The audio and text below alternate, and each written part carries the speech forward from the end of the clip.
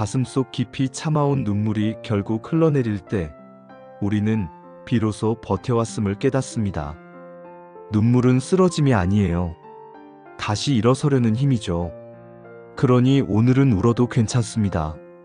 살다 보면 눈물을 참아야만 했던 순간들이 있었어요.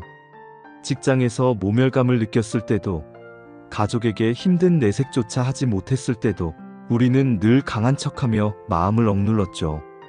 회사에서 부당한 대우를 받아도 가족을 생각해 꾹 참았습니다. 자식들 앞에서 힘든 내색조차 하지 못했어요. 부모님 병상에서도 눈물을 삼켜야 했던 그 밤들도 있었죠. 어른이니까, 가장이니까, 부모니까 하며 강한 척 해왔어요. 하지만 그 눈물은 결코 약함이 아니었습니다. 그건 지금까지 잘 버텨냈다는 증거였고, 마음이 여전히 살아있다는 신호였어요. 58세의 김종수 씨 이야기를 들어보죠. 35년간 한 회사에서 성실히 일했습니다. 새벽 6시에 일어나 밤늦게 돌아오는 삶이었어요.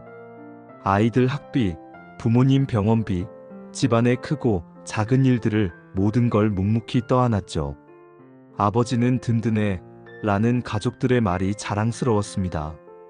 하지만 동시에 무거운 짐이기도 했어요. 그러던 어느 날 명예퇴직 통보를 받았죠. 집에 돌아와서도 가족에게는 아무 말 하지 못했어요. 괜찮다, 새로운 시작이라고 연기하며 웃었습니다. 하지만 그날 밤 화장실 거울 앞에서 갑자기 눈물이 터져 나왔어요.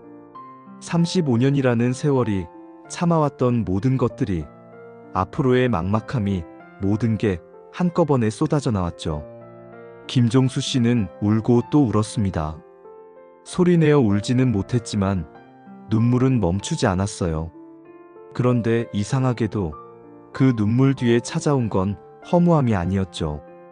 이제 정말 내 인생을 살아볼까 하는 조용한 다짐이었습니다.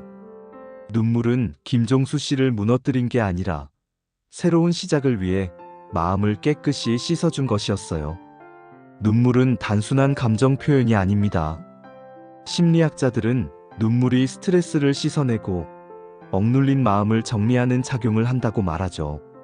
눈물 한 방울 속에 담긴 건 슬픔만이 아니에요.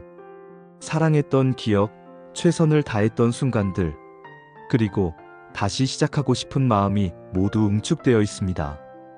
마치 비가 내린 후 공기가 맑아지듯 눈물 역시 우리 마음의 공기를 정화시켜요. 눈물은 우리 마음이 스스로를 회복시키려는 힘입니다. 상처받은 마음을 씻어내고 새로운 힘을 얻기 위한 자연스러운 과정이죠. 그러니 울음은 패배가 아니라 회복의 시작이에요. 혹시 지금도 가슴이 무겁습니까? 말 못한 아픔들이 목구멍까지 차올라 있나요? 그렇다면 오늘만큼은 울어도 됩니다. 남이 보든 보지 않든 상관없어요. 창피하다고 생각할 필요도 없죠. 당신이 지금까지 얼마나 많은 걸 견뎌왔는지, 얼마나 많은 사람을 위해 자신을 희생했는지, 그 누구보다 당신 자신이 잘 알고 있으니까요. 눈물을 흘린다고 약해지는 게 아닙니다. 오히려 더 단단해지는 거예요. 마치 물에 젖은 나무가 더 깊이 뿌리 내리듯 눈물에 젖은 마음은 더 단단한 기반을 만들어가죠. 오늘 하루만큼은 스스로에게 이렇게 말해보세요. 괜찮아. 지금까지 잘해왔어. 조금 울어도 괜찮아. 그 한마디가 마음을 안아주고 다시 일어날 힘을 줍니다. 인생에는 웃음도 필요하지만 눈물도 꼭 필요해요. 웃음이 우리에게 기쁨을 준다면 눈물은 우리에게 정화와 재생의 시간을 주죠. 울지 않았다면 버티지 못했을 순간이 있었습니다. 그 눈물 덕분에 우리는 여기까지 올 수 있었어요. 눈물이야말로 우리가 다시 걸어갈 수 있는 발판이죠. 그러니 오늘 흘린 그 눈물을 부끄러워하지 마세요. 그건 살아있음을 증명하는 가장 솔직한 언어입니다. 당신의 눈물 한 방울 한 방울이 모두 소중해요. 괜찮아. 오늘은 조금 울어도 돼. 그리고 내일은 다시 웃어도 돼. 이 영상이 마음에 닿았다면 구독과 좋아요 부탁드립니다. 댓글로 내 마음을 위로해준 한마디를 남겨주세요. 당신의 말이 또 다른 누군가에게 큰 힘이 될 것입니다.